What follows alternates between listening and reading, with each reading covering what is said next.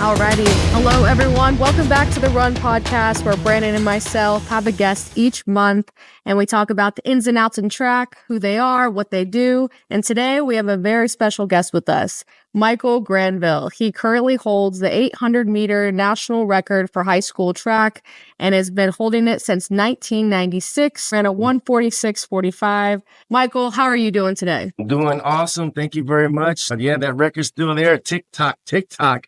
And I noticed, luckily it's still there because it's Tuesday. It's not a weekend. They're not running today. That'll be a good transition to begin the show. Got it. Obviously, you are a high school legend. Thank you. I also happen to be one of my teammates at UCLA, so obviously you mean a lot to me. Thank you, brother. With that being said, to start off the show, last year a couple years ago, we talked about your high school record being in jeopardy. Mm-hmm. Now it's really in jeopardy. Yeah. Let's talk a little bit about that, about the history of your record, and then let's go into talking a little bit about the young guy who may possibly break the record. Since my record, so in 1996, let's say I was May 31st, I broke the record. So you can say officially on June 1st, 1996, I held every national record from 8th grade to senior, 8th, 9th, 10th, 11th, and 12th grade.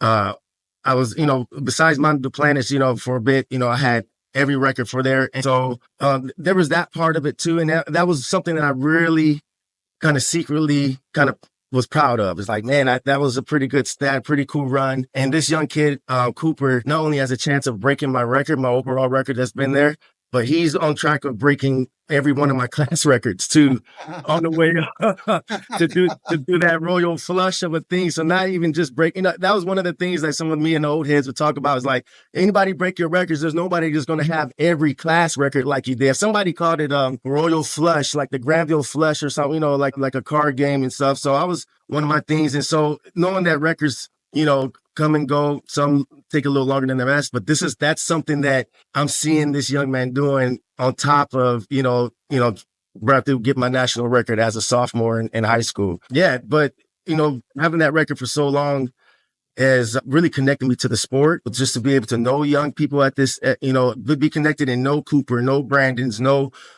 Josh Hoey's and stuff like that. So in a way, it was a double blessing of kind of having a long run like that. And then at the same time, just being connected with the sport in 2025. Yeah. Are you ready? Are you ready to let go of it and give it to someone else? Or are you still kind of holding on? Let me answer that question. One second. Can you hold on for a second? Yep, of course. He has a belt that he's about to pull out, guarantee. Okay, you got it. Guarantee. Feast your eyes on this. Got a belt. Told you. Right here. Look at that. There it is.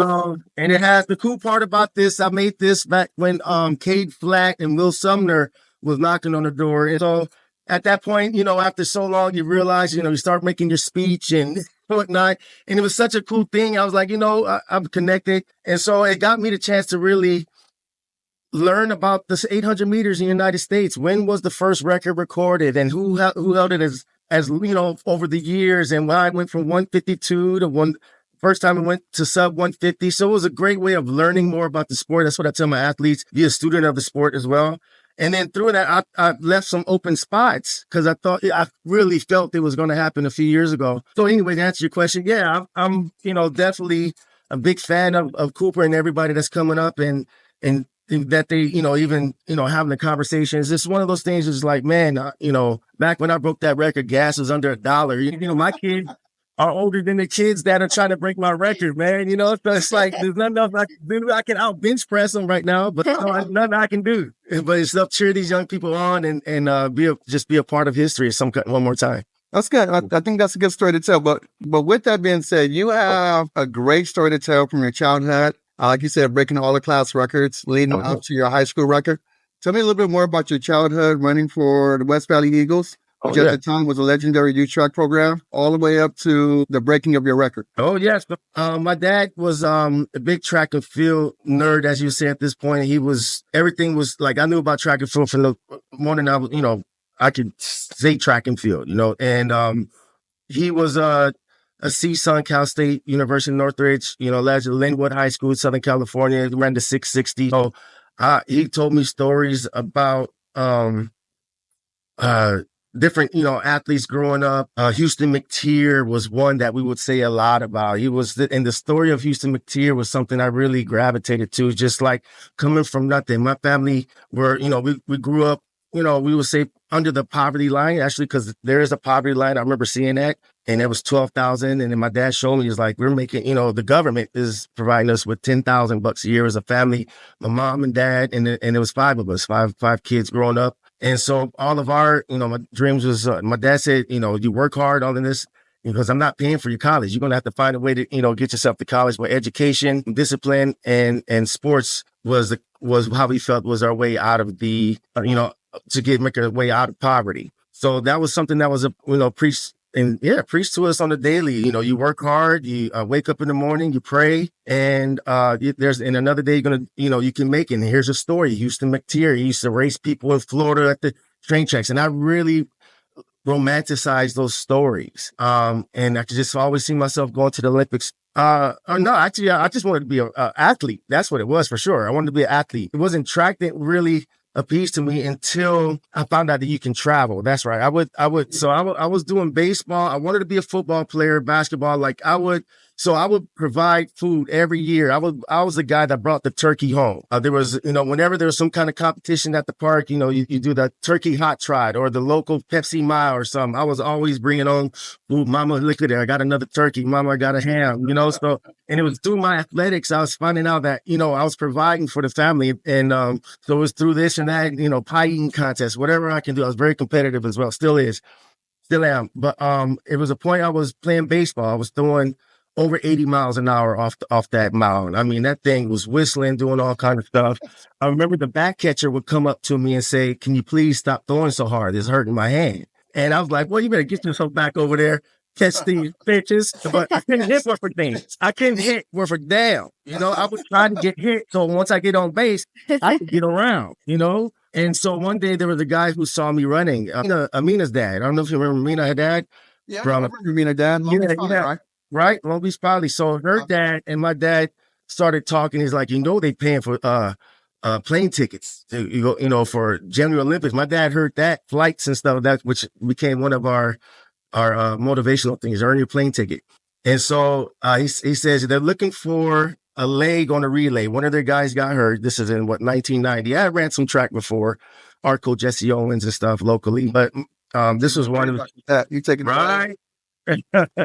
And so they gave me an opportunity, West Valley Eagles. This was in 1990. So I left the mound for a weekend, and they wanted to see how my 100 meters was, if I can even, make it on the team. And so they drove all the way from West Valley. I lived in East Cudahy at the time, the Gardens of Cudahy, yeah. And that's East Los Angeles. So it was a good hour and a half drive away. And going up there, I remember my dad was like, we warmed up a little bit. I hadn't ran any track that level. I hadn't had spikes, stuff like never came out of the blocks. I came through with my pajamas pants. My pajamas were these cutoff sweats and an overshirt, and they provided me a uniform and some spikes, some Asics that smelled like Band-Aids and bubble gum. I remember that smell. And I was so happy to have those spikes. And that my dad was like, I remember before that, he warmed me up at a park, and he goes, from this little piece of grass, you're going to find yourself changing your whole trajectory of life. You're going to find yourself traveling to places that you never thought of. Just from this right here, just visualize victory. You can do it, because we was coming off the mound. So we got off in the 100 meters. The 100 meters, and everybody got in their starting position, the blocks. I never got out of the blocks before. So I was the only one standing up. I was like, oh, this is for real. They over here in the blocks. So on your mark, you set, go, bam. Obviously, they get out before me. And then once I react, I pass them up and run 11.99. At that time in 1990, the 100-meter national record was 11.98. So I earned my plane ticket. I earned my spot on the 4x1. And after that, there was like, okay, we want to take you to another place to see if you can run a 400. And it's because we're going to put you on the mile relay. Can you do that? And so I'm like, all right. And so they flew me up to Spokane, Washington right after that. I'm like, from the mount, like I'm flying places now. Thanks, Mr. Dad.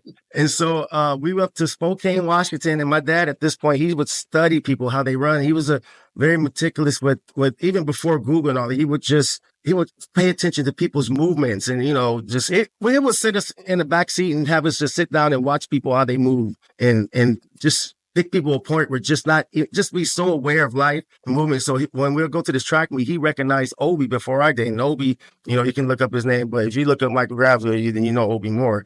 It's just, and so the first time I raced him, it was like, okay, everybody watch out for that guy. This is the one, if this happens, this happens. And so my dad kind of really seen him where he goes, you know what, he's going to take it out. He's going to, he kind of realized how I was going to run and knew where I was and said, you know what, get out, just get out. And so I had some time to practice. That's right. That's how I can do this. And he wanted me to just be able to find a place to rest in that 400 meters. He's like, find a place to rest and we're going to have it on this turn, but be careful, somebody will let you pass. Don't panic if somebody passes. And so sure enough, he had that whole race strategy for me in my second race. And sure enough, I got out. I was in the lead. And then Obi, doing Obi things, passed me something fierce on the turn, at the 200 meter mark. Passed me like I was standing still. But because I was prepared for it, I didn't panic. And so sure enough, he's just leaving. I was like, Dad was right. Okay, there he is. Man, he's moving. And why is the head bobbing? Okay. And then I was like, okay, when they get off the straightaway, just run as fast as you can. And sure enough, I felt rejuvenated. I came down that straightaway. If there's a video of this too, and I came by and pretty much tied on. I thought I won. They said I took second. I take that. But at the time, I ran something like 54 seconds, which was another top time in the nation. Those two races, trusting my dad's instinct and just kind of knowing the right people at the right time, just that's what got me off to my start. So that part led to me being a part of the West Valley Eagles. I was on the 4x1, 4x4, and I think I qualified for maybe a 200 meters and 100 meters, right? So we're at this point, I'm going to represent West Valley Eagles at the Junior Olympics in Nebraska. That's right.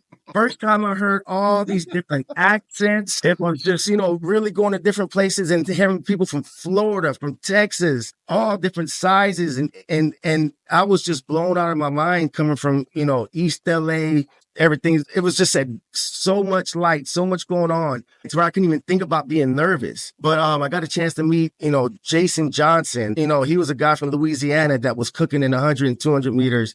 And then, hearing all these other names. So I got whooped pretty good in 100 and 200. Didn't really translate there. But that 4x400 is when my life really changed. I remember that was pretty much what they wanted me on to, was the relay. I think we did good on the relay. I don't remember the 4x1 for some reason, but the 4x4, they were like, this is the one we want. We can possibly get a national record. But Obi was on the other team. And so as we were leading up, you got first leg, second leg, third leg, and fourth leg. We're trying to figure out where they're going to put Obi. So if Obi was going to be first, I was going to be second. If Obi was going to be anchor, I was going to be anchor. So wherever he was, I was going to be one after him, supposed to make up a lead. And if he was anchor, then we were going to go head to head. And sure enough, as we were moving up to the line, they kept moving Obi to see where I was. So we were all until we got up to the line. And then it's like, hey, wherever you see him, you do the opposite. All right. And so I seen him was going second. So then it was time for me to go third. And Obi had like a good 80-meter lead. And then it was time for me to get the stick. And I overcame that lead. Handed it off to Armon Lachard, and he brought it home for us for the win. We won the national championship, Junior Olympics, and in record time. And I remember that time on the podium with my pajamas on, from poverty to the podium. And then after that is when I got wind that if you keep doing this, you'll get a scholarship. And that was like one of those things where I was like, oh, my parents is right with that. This is that way. And then ever since then, it was just once I got that taste of a record and got a chance to know that there's other people out there doing it, that was pretty much, satisfied my hunger of competition and my dad's hunger of getting us out of there. And then, kind of having this track mind and with this track body, and it worked pretty good. So at that point, going to Bell Gardens High School, my first race, I remember, before my first race, I remember my grandfather, Roy. He was one of those grandfathers. He had my dad when he was 50. He was older. He was always working. He was part of the migration. He went up to Alaska, sat down and talked to me. I was always afraid of him. He's one of those who's like, don't call me grandpa. My name is Leroy. That's what you call me. Just like that. And one day he just sat down. I was like, let me tell you a story. And he told me the story of his whole life. This is my freshman year in high school, just before track season. And he told me his whole story. And he told me about my name. He says, remember, you know that name, Granville? That's a strong name. He said, there's a lot behind that name. And I want you to keep this name going. And I know you're the one to keep this name going. Whatever you do, keep that name going. And that was just so much to me to know him. After 14 years of my life, not hearing more than one word from him, he gave me about a good hour talking and left with that, like, keep this name going. And then he died. And then before my first track meet, and I remember I wasn't the talker I am now. Please let me know if I'm going too long. But I could, I remember speaking at his funeral and saying that is like, and that was one of my things was like, I want to keep that name going. And it's to this day where I really feel like, okay, I'm living up to what he asked because my name keep being in the paper and all that stuff. I remember I was so motivated. My first track meet, it was at Sunkiss Invitational indoors, 500 yards. And I remember I was like, I'm my grandfather Powell, or Leroy. And come out here and put my name in the paper, and I ended up breaking the national, like a freshman record, the meet record for the 500, and got my name in the paper. I was just looking at that little clipping the other day, and that's what kind of started it off, you know. And I was like, and then get your name in the paper, and you get a record, and you know, what we're doing is working. The next thing I know, I get invited to Arcadia Invitational, and then that's another little milestone in my life where there's no way I could ever, at this point in time with technology, make it to that night meet. Because there was no way of tracking it. There's people knew my name as a freshman coming in, being a JO champ, West Valley Eagle, and my name has been in the paper a couple of times with them. But my coach at the time, I broke the 800 in eighth grade. I was the national record holder at 146 as an eighth grader, 156. But that wasn't getting me into the night meet as a freshman and high school. So my dad told my coach to put down 155.5. Because my dad was like, I feel like you can go faster than that, but let's put 155.5. But I was like, man, but I'm qualified in the 400 though. Why are you putting me in the 8? He goes, I think you go do something. I wanted to be a 400 person at heart. You know, that Quincy Watts was my guy, you know? And so I wanted to do 400, 200. And I kept just breaking records in his 8, right? And so I go and he gets me, and they accept my time at 155.5. To the night meet of Arcadia. And this is the week of Arcadia too. So, and they got me in, and I'm in with these boys. I'm at their hips. These are some big boys out there. I don't know what the race strategy was, but it was just kind of hold on and get in there and, get to the last 200 and then show that you're a 200 meter runner. That was what it was. It's like, hang in there. And I remember just in the pack, just kind of not knowing what I was doing. Next thing I know, I was like, oh, being a good son and listen to your father. He said, here's the last 200 meters. Go ahead and go now. And I took off and I started, catching a couple people. Next thing you know, I came across the finish line in 151, I want to say 11. And so I went from 156 as an eighth grader to the next year, 51 at Arcadia. Fine. I won it. I'm one of two people, I think, maybe Marion Jones, they'll go on Arcadia all 4 years. Maybe there's, not to say, I know there's, people that's won more titles, but every year. Angela Williams, I don't know, but for sure, Marion and myself. So that right there went nationwide. I mean, in the papers the next day, hundreds of people knew about it. Nowadays, it'd be like so many, right? But for those who don't know, Arcadia Invitational is probably the biggest meet west of Texas for high schoolers. Oh, yeah. So just to show you the magnitude of that meet and what Mike accomplished at that time is pretty remarkable. Yeah. I think I got athlete of the meet too. That one that's back when they gave out watches. They gave out watches for the winner. And then, and that was the highlight of that year. Now I went on to run the 400 meters at state that year. That was the year it got rained out. I don't know if you remember that there. So that's the whole reason. So in 1993 is the reason why now the state meet is where it is. So it was on Friday night. I was running against the twins. Calvin was in there. Andre Decashore, and then me as a freshman, I made it to the finals. We all ran the night before, and I thought what little hope I had to probably even beating Calvin Harrison was that I could be an 800 meter and run back the next day. But, there was no touching that guy. But anyway, it had rained overnight, and for some reason they canceled. It was a beautiful day, nice cumulus clouds on Saturday. I was nervous like I usually was, getting ready for a meet, then got a call on and said they canceled the state meet. For what? Oh, there was rain. There was water in the pole vault, little, where you put the pole vault in, the little pole vault holder. They said there's a little putter in there, and the sun set. They were like, what? Get a squeeze, the sponge. And they really canceled it. And so, what the powers that be, one of the coaches, basically the North, it's like, we just came down there for the state meet because it was in Cerritos forever. The North had to come down. And then after that, that's when they started, putting the powers to be to swim from 1 year up here, 1 year down there, and now, which I think is a good idea, is in Clovis. That year, we ended up finishing off and running taking third in state. Then after that, that's when I went totally 800 meters. In 94, ended up breaking the national record there again, 148.98, winning state for my first state meet championship. My junior year, I ended up breaking that national record, 147.98 at Arcadia, which is still the Arcadia record. That was one of the fastest races too. It was 147.9 with me, 149 with Obi, and 149 with a guy named Aaron Richburg. I bring him up because he ends up beating me that year at state. That was one of those days of 20 years later, I was able to congratulate him, break bread with him, apologize for not being a good sportsman.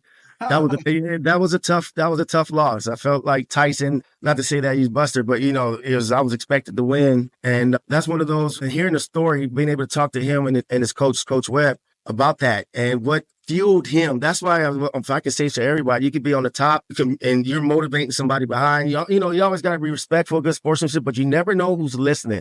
You never know who's you're adding fuel to their fire. And so one day it was he overheard me talking about my competition. I was talking to my dad about who was in my race. This was at another race, indoor race in Syracuse actually. And as I was going through the people I was probably concerned about in the race, he overheard that I didn't mention his name. And that fueled him. And so, in that meeting, that's what he trained for. It's a great story. He trained for it. And the year before, I was able to charge that last 200 to come to the lead. And I felt like a boss. I felt like I owned that last 200. Fast forward to state meet 1995, my junior year. And Richburg definitely was fueled. It was a battle between him and I. And then coming upon the last 200, actually before the last 200, he passed me.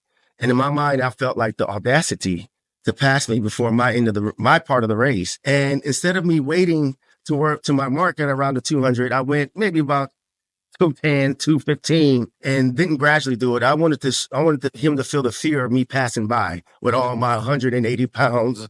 Man. Right? And I did. And I gassed myself. There's a number of things that happened. I remember coming down the straightaway. I thought I had the race. And I heard the crowd doing the woo.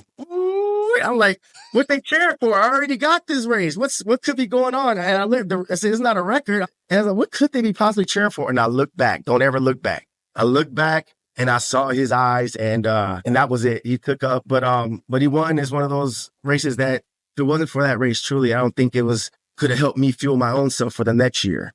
Mm-hmm. That was one of those things. My dad got me back out the next day and said, you know what, this is the first day of you changing your whole trajectory. This is the first day of you getting that record. This starts now. This is the first day of you making the Olympic team. And we went out and we did some repeat laps with some push-ups of 500 yards, 100 push-ups, 500 yards, 100 push-ups, just enough to when I stopped feeling the fume of that loss. It took me about 5 laps of that. 500. I thought you were going to say about 3 months. You said 5 laps. So then coming the next year, that was pretty much my fuel, and leading up to the state meet and wanting to make the A standard. That was the rim there, and pretty much too, my dad was able to light my fuel on the day of on the prelims, and also too I've said this before, it was the only day in 1996 that there was no wind going around the whole track. There was no wind, and so it was one of those just like. Again, what got me into track was timing, luck, and just being ready. And so the same kind of elements that fell into me getting that record on a Friday night in May 1996. That's a good story, Mike. Man, thanks for listening. Yeah, that's awesome.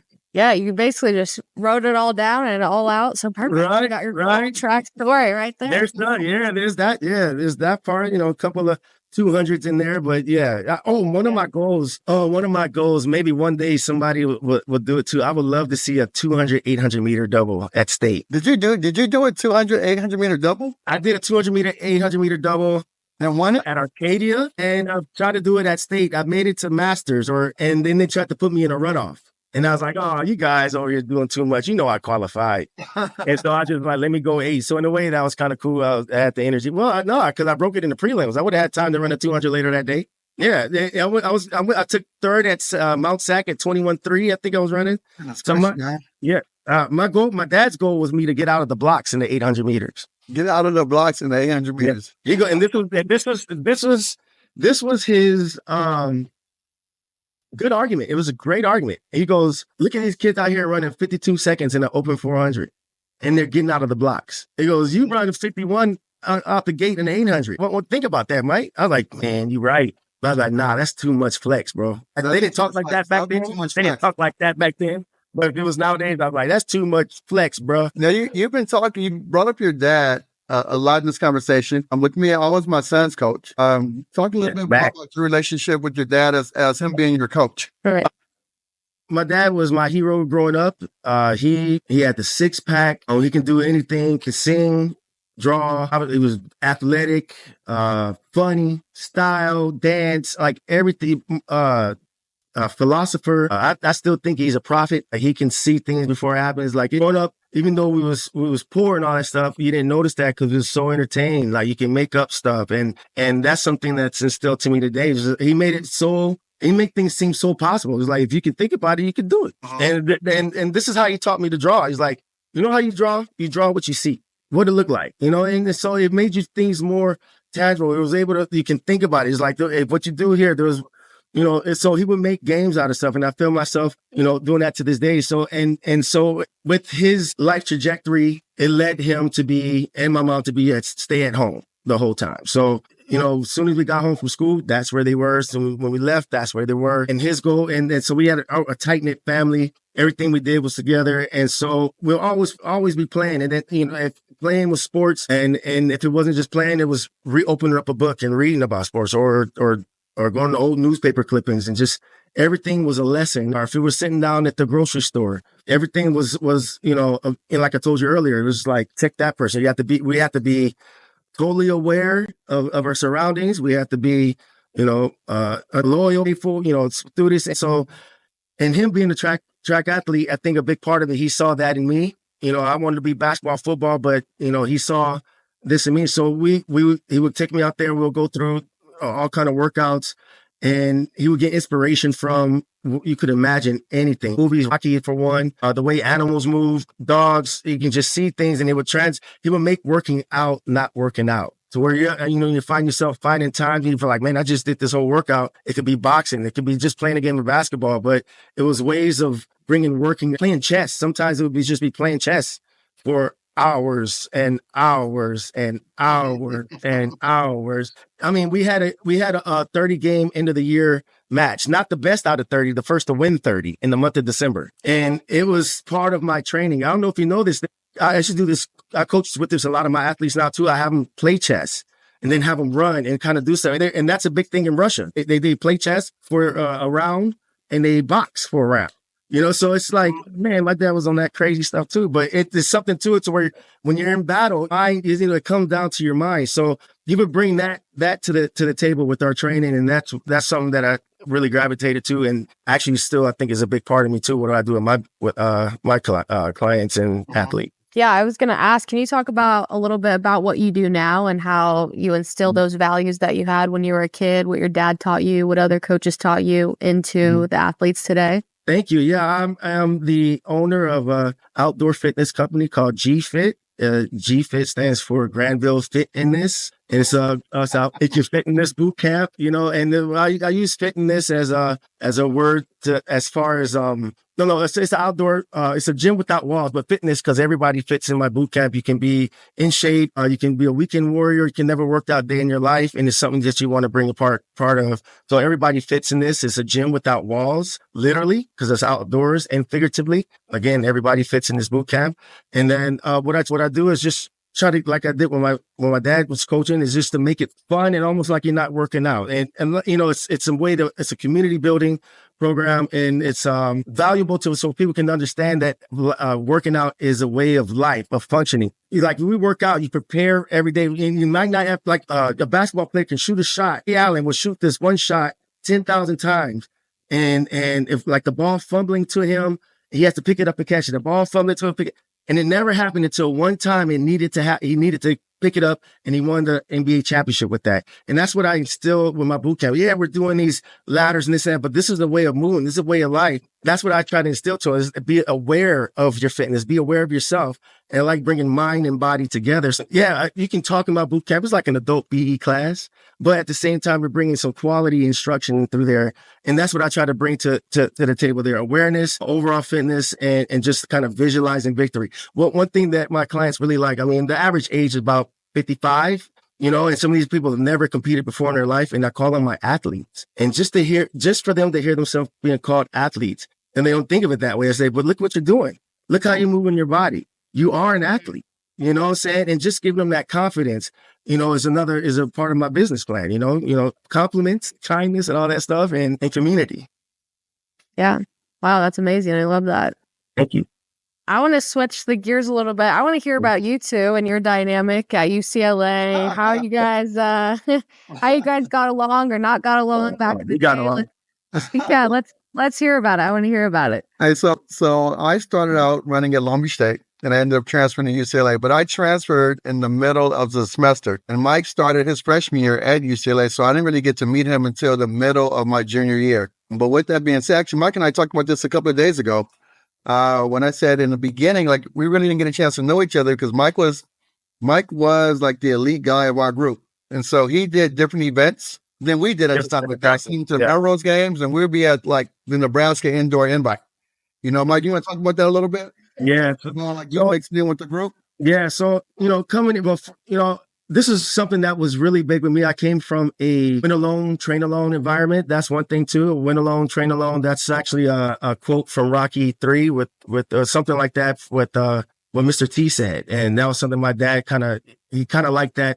There was a deeper part of the underdog. He was really just coming out of the darkness, pow, pow, pow, show up, pop out, and then tuck back in, back to the lab was kind of our kind of thing. So in my high school, I didn't have a team. Well, I had a team for BG. I love you, but I didn't train with you. I trained at home. I show up at the meets. I wasn't part of the relay. And even with my West Valley Eagle team, again, I was in East LA. Their team was over at Canoga Park or West Valley, that whole area. So I didn't train with them. And so it was just me and my sister, Shalora, pretty much we would train every day. And so when I got to UCLA, that was so new. It was so new that some of my teammates that you're practicing with or competing with are actually practicing with, and there's a life behind practice. And that was something that BT, McElroy, Jimmy Mack, man, everybody brought to the table that kind of let me see what a team environment was like. I was coming in, I could say, at the time, I could say I can compare myself a little bit to a Quincy. Right now, how you can see him and, he'll go to a college, but he'll probably compete like at the Milrose or compete at these different meets. And at the time, that's how the coaches, treated me, which was cool. I was ready. That's where my mind was. If I look back at that time, yes, try it out, go put it in the heat. But there's other times too, where looking back is like, okay, it'd have been cool to kind of really get in and slow it down a bit, not slow it down, get out of the limelight, get in with the people that you're practicing with, that you're joking with, and get in the trenches with them instead of kind of doing that isolating events. But that was the 90s. We were treated differently back then. But when they did integrate Michael into our group, we had way too much fun. Between myself, McElroy, Damian Allen, Jacob Blickman. Way too much fun. Do you guys have any stories to share about that group? Funny story. Just talked about this. Go for it. Go for it. All right. I got the okay. Go ahead. All right. I have to say, all right. So that's part of being a part of the team. Like I said earlier, I missed that. I didn't know that team dynamic, and pretty much hanging out with my peers. It was just my dad, me, and the track, pretty much my life, and, whatever you do at school. So being a chance to hang out. My dad always said, don't ever get into mama jokes with nobody. That's how fights happen. He told me all kind of stuff, right? And so my first time on the track practice, after practice was stretching, I'm starting to hear these mama jokes, but it's not the normal type where you hear that you can read in the books now. They know these are different. They're not more personal, but a lot more creative. And at the first time I heard these, I almost wanted to get out of there because I'm like, oh my, there's no way I can keep up. And I was just, for example, it's like, I'll use my mom. It's like, hey, Mike, what's Miss Granville over there doing? Blah, blah, blah, blah, blah. And then that blah, blah, blah, blah, blah is the punchline and something that's like, what? Oh, what? And I've never heard that type of approach to mama jokes. And so the whole season will go by. You can go for it, BT. You can take it. So Jim McElroy, Jimmy Mack was probably like the biggest clown of our group.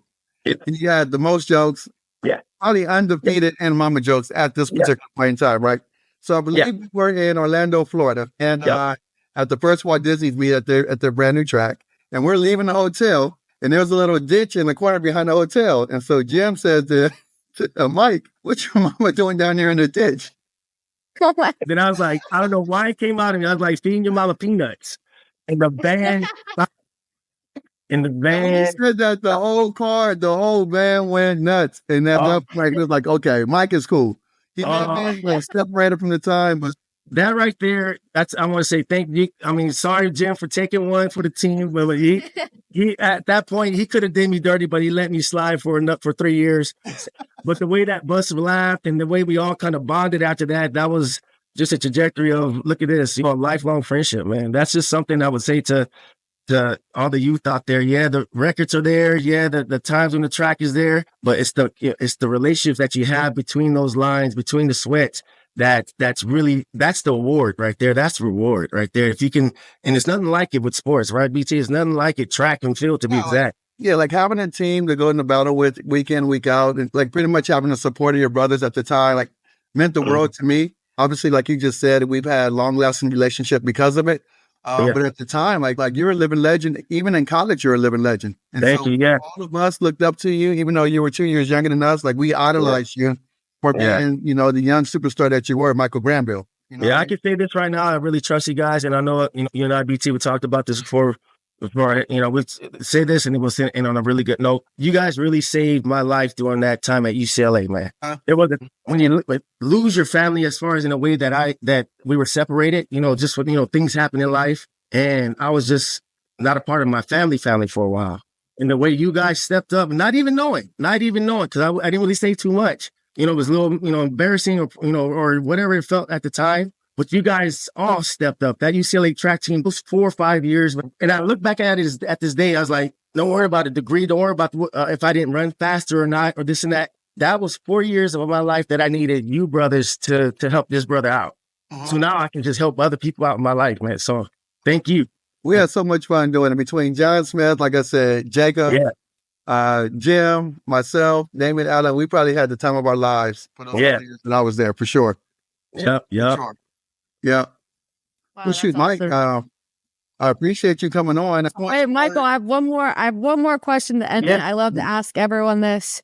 Obviously, you have, you're holding your name strong, like you said earlier, respect for representing your name, but how do you want to be remembered, not only as a track athlete, but as a person? A person that brings people together to have fun and to smile. And you're always smiling, dude. And you're always smiling. Well, shoot, Mike, I thank you for your time. Obviously, there's a lot more left that we can talk about. Maybe we'll do another show. But with that being said, I am Brandon Thomas. Mikayla. I'm Mikayla Nagl. Thank you guys so much for being on the run. Like, comment, subscribe. Michael, thank you once again for being here. Thank you.